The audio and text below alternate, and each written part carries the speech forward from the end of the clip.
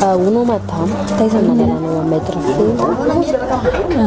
tamin'ny namana mpiaramonina mitsabo nakaty dia izy nanorana nakaty hoe misy maître feno izy mitsabo fa izy izy mahasitrana anao fa manatona anazy na hoentiko any dia izy mitondra nanakaty. Dia manao kosa mikasika ny aretinao natongavanao teto efa nitsaboana tany akafa fa izy aretinao zay.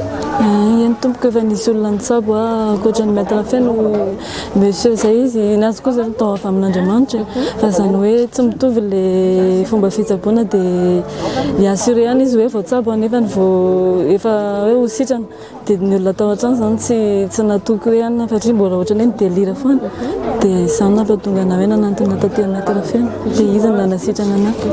Afaka fantarina ve hoe inona ilay aretina nahazo anao? Aretina nahazo anahy zany ohatran'ny hoe asa midevoly ohatran'ny hoe nisy devoly tafiditra ohatran'ny hoe resaka etraketraky le fiainana zanak'olombelona zany izy ohatran'ny hoe fankalana zany netomboan'ilay izy tamin'ny fiainana efa fahatanjana tany aloha tany ilay izy dia efa mitaona hoe andeha hanambady dia ohatran'ny hoe lasa halan'ny olona zany ohatran'ny hoe misy olona te hisopatra te higafy tsy ho tonga amin'ny anjara koa zany fa tindry zareo mba hoe ohatra hoe fatana tsy haiko izay tiany atao nefa za tsy maty. Nahoana fiseho an'ilay aretina rehefa tonga taminao? Ohatran'ny hoe niresaka tamin'ny fanahy zany ohatran'ny hoe nisaraka zany ny vatako maha-olombelona sy ny fanahiko dia fanahy foana ny tena niresaka tamiko dia niteniteny foana be le fiainana le efa any amin'ny fahafatesana any mihitsy tany saiko teo sy izay namako rehetrarehetra ohatran'izany fotsiny nitrangana izy teo aminahy tamin'ny Zanarary. Hafiriana ny sehoana izay firesahana tamin'ny fanahy zay? Herinandro manindritra teo amin'ny 7 jours teo narary delira ohatr'izay. Ny aretinao tamin'ny fomba ahoana ny atombohany sa ve tonga dia hoe nitomboka tamin'ny hoe ianao nidelira sa hoe nandeha tsikelikely ilay izy?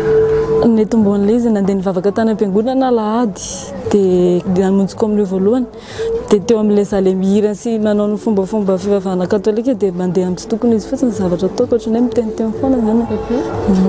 Tsy hoe miteniteny foana ahoana moa zany fa manona hoe dada neny tiana ohatran'izany netomboan'ilay izy any amin'ny resaka tononkira zany vadika be ohatr'izay ilay izy.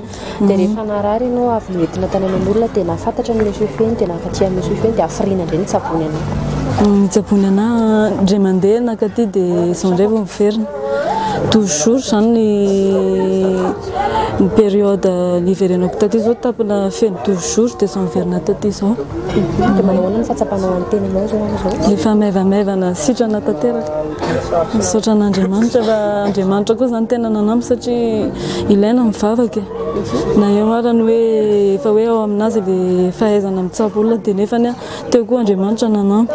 Dia manahoana indray mikasika an'ilay vola efa lany mandritra an'izay mikarakara tany akafa izay?